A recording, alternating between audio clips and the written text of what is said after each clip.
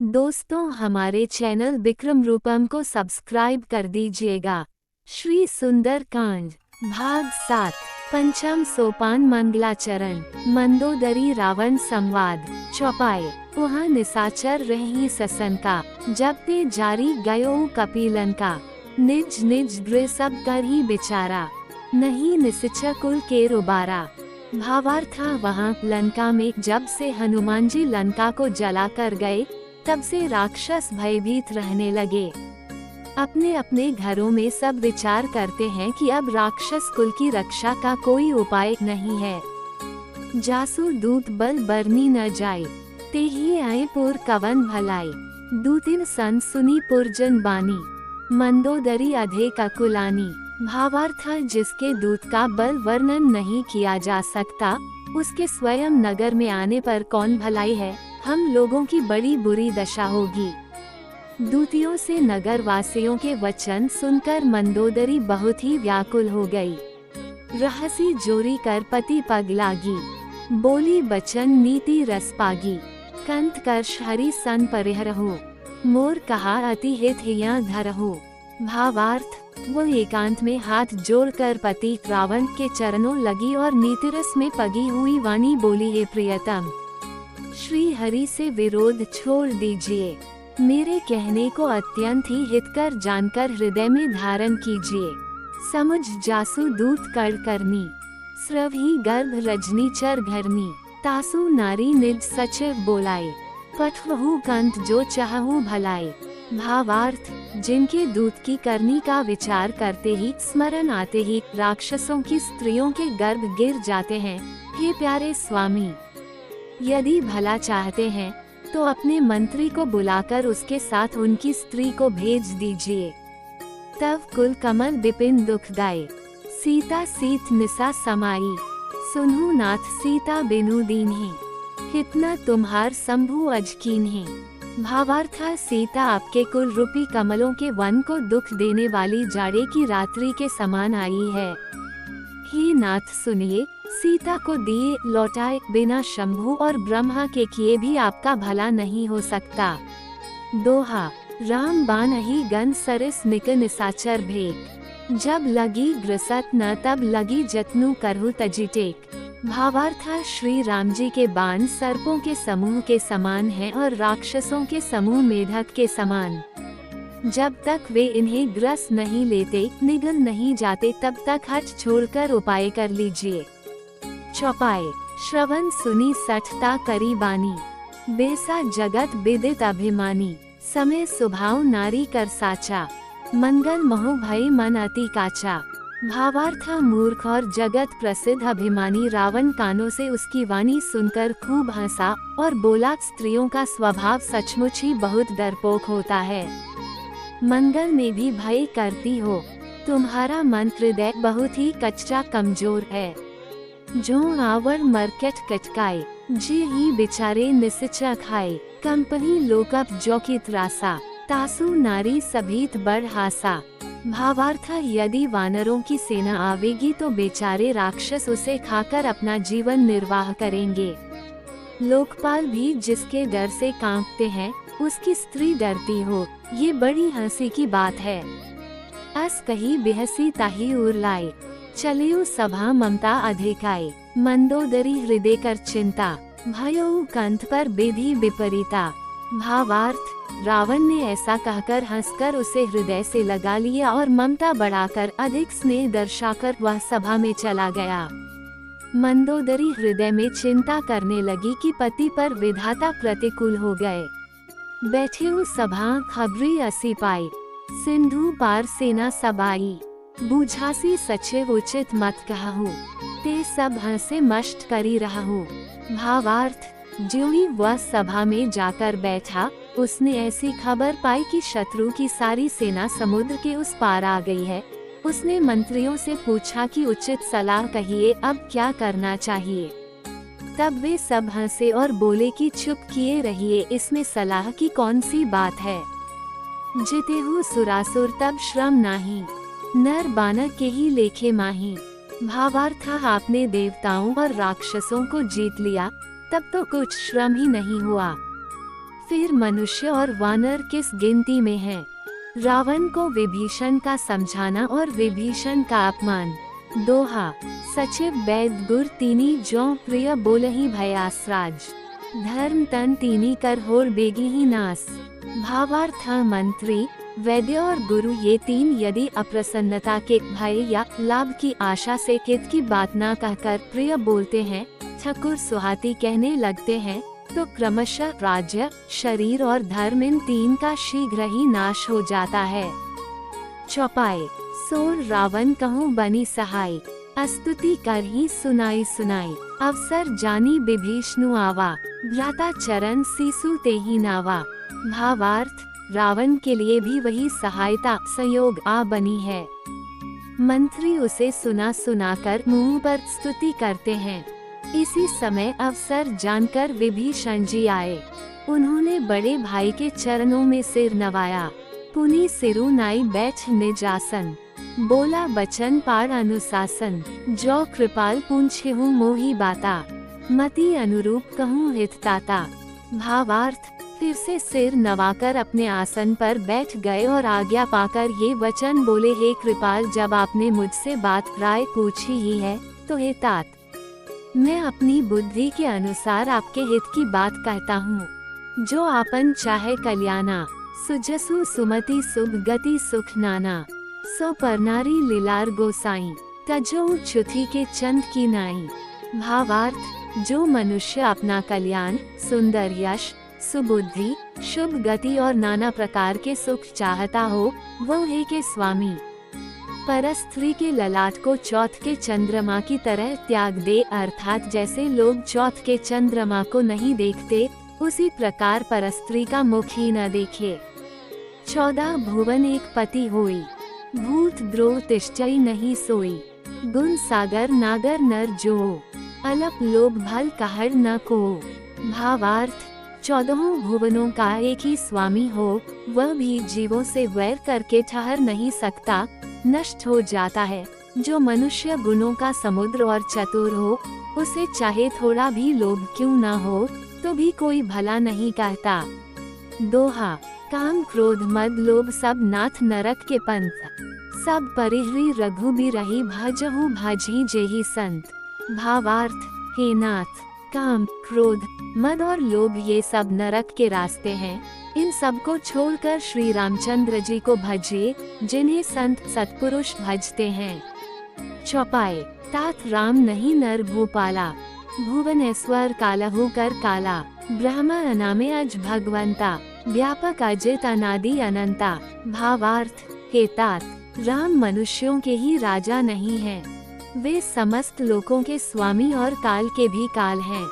वे संपूर्ण ऐश्वर्य, यश, श्री, धर्म, वैराग्य एवं ज्ञान के भंडार भगवान हैं। वे निरामय, विकाररहित, अजन्मे, व्यापक, अजेय, अनादि और अनंत ब्रह्म हैं।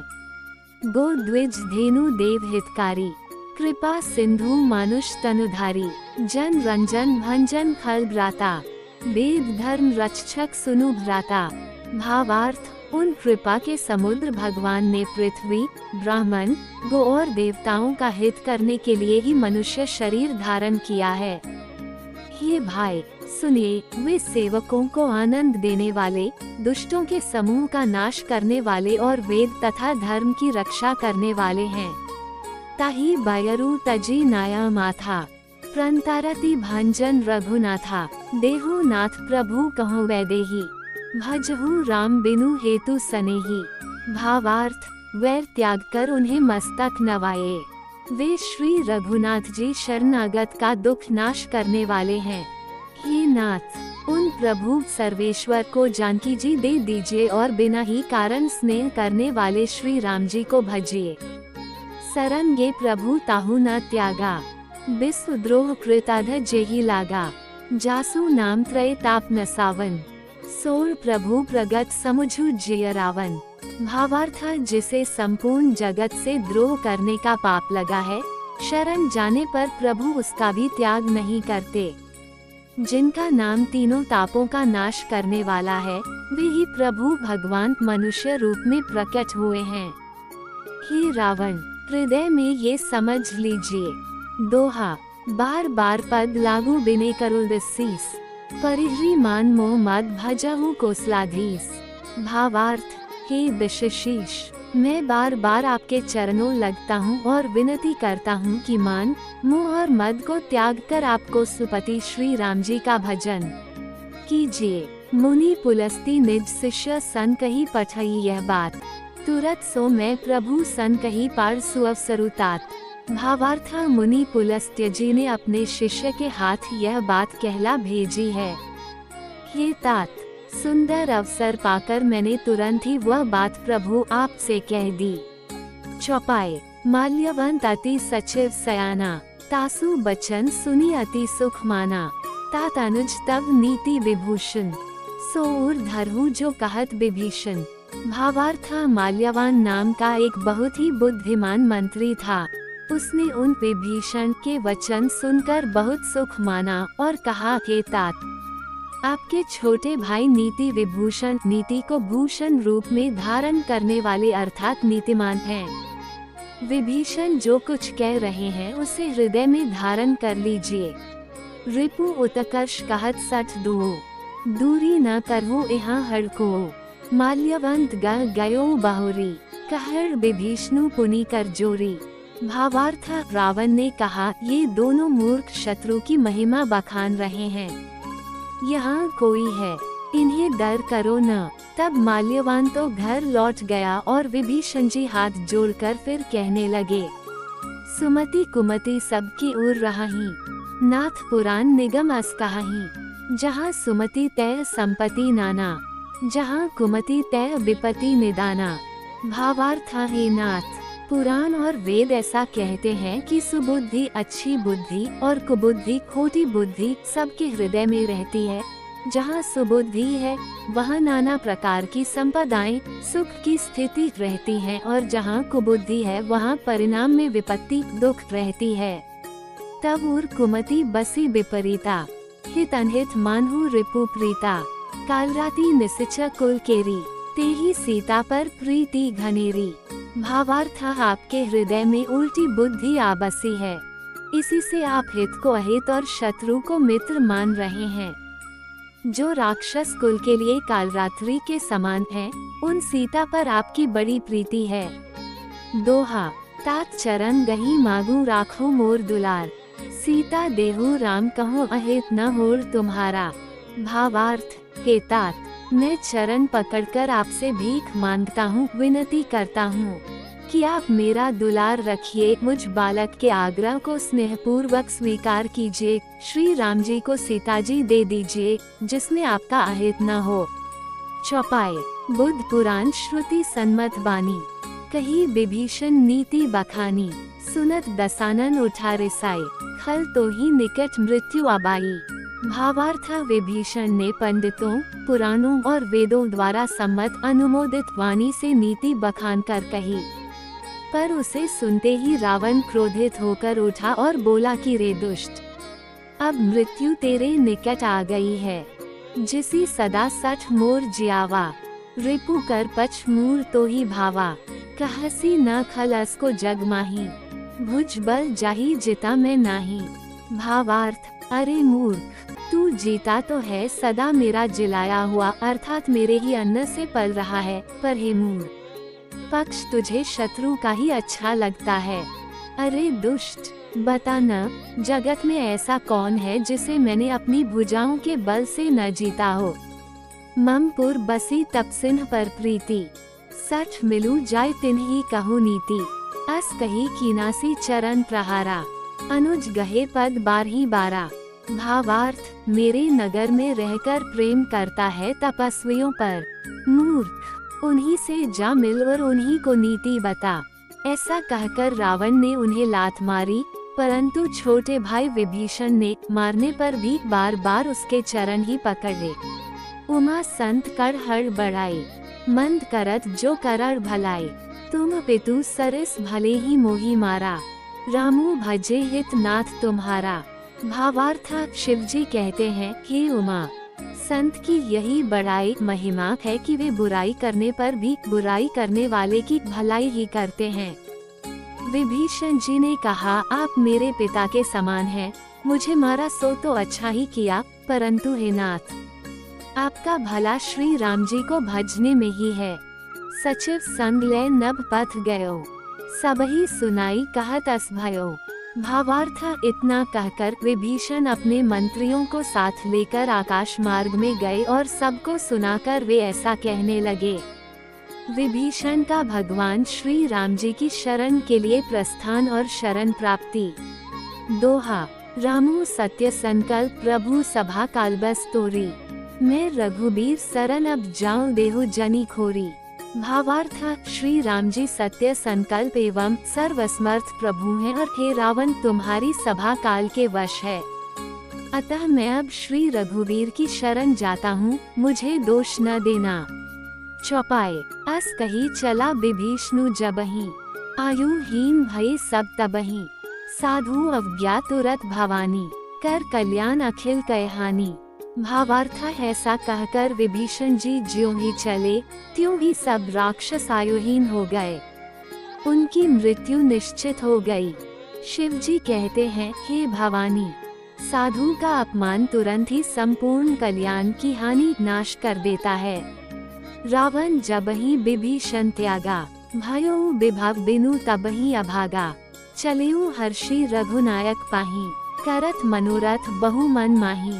भावार्थ, रावण ने जिस क्षण विभीषण को त्यागा उसी क्षण वह अभागा वैभव ऐश्वर्य से हीन हो गया।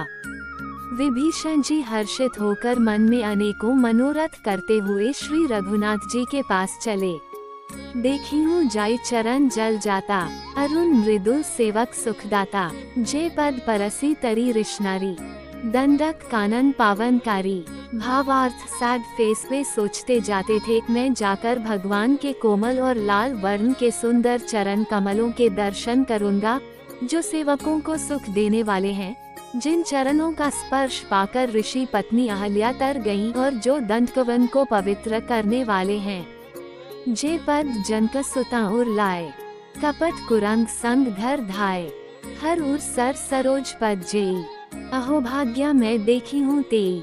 भावार्थ, जिन चरणों को जानकी जी ने हृदय में धारण कर रखा है, जो कपटमृग के साथ पृथ्वी पर उसे पकड़ने को दौड़े थे और जो चरण कमल साक्षात शिव जी के हृदय रूपी सरोवर में विराजते हैं, मेरा अहोभाग्य है कि उन्हीं को आज मैं देखूंगा।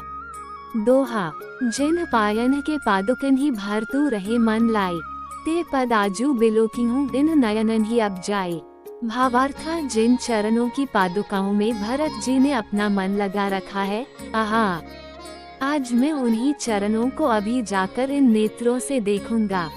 इति श्री सुंदरकांड भाग 7 संपूर्णम।